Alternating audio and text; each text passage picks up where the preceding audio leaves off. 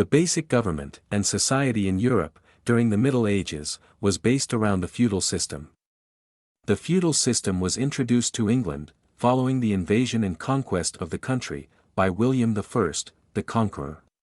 It was a simple, but effective system, where all land was owned by the king. One quarter was kept by the king as his personal property, some was given to the church, and the rest was leased out under strict controls.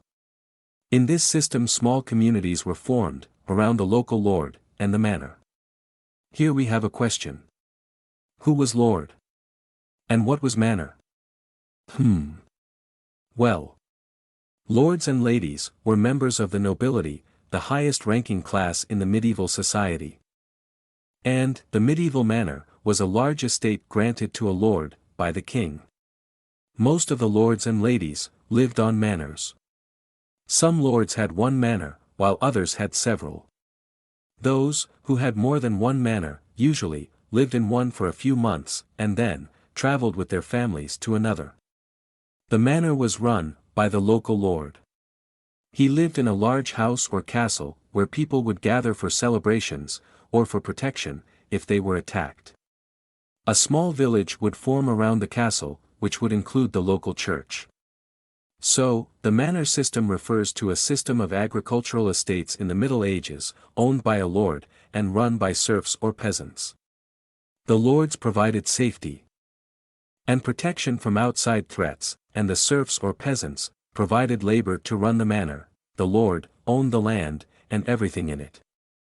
He would keep the peasants safe, in return for their service.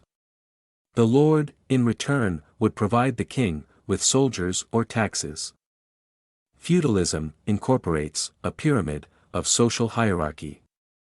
In this hierarchy, the king was sitting at the top. The top leader in the land was the king.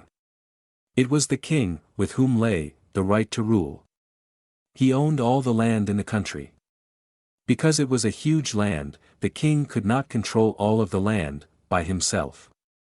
So he would divide up the land among the barons. In return, the barons pledged their loyalty to the king. Barons also gave soldiers to the king for war. When a king died, his firstborn son would inherit the throne. That is, in case of death of the king, his eldest son would replace him as the king. When one family stayed in power for a long time, this was called a dynasty. Who were barons? Yes. The baron were second in hierarchy. Their social and political status was after the king. The barons and high-ranking nobles ruled large areas of land, called fiefs. They reported directly to the king. They were very powerful. They further divided up their land among the lords who ran individual manors. Their job was to maintain an army that was at the king's service. If they did not have an army sometimes, they would pay the king a tax instead. This tax was called shield money. They established their own system of justice, minted their own money, and set their own taxes. In return for the land they had been given by the king, the barons had to serve on the royal council, pay rent, and provide the king with knights for military service, when the king demanded it. They were also responsible to provide lodging and food for the king. They were also responsible for arraignments when the king and his court traveled around his territory. The barons kept as much of their land as they wished for their own use. Then divided the rest among their knights. Barons were very rich. Below barons were the lords. The lords ran the local manors. They also were the king's knights, and could be called into battle at any moment by their baron. The lords owned everything on their land, including the peasants, crops, and village. Under the feudal system, knights were given land by a baron in return for military service when demanded by the king. They also had to protect the baron and his family, as well as the manor, from attack. The knights kept as much of the land as they wished for their own personal use, and distributed the rest to villeins and serf. Although not as rich as the barons, knights were also quite wealthy. The last in this hierarchy were Peasants and serfs.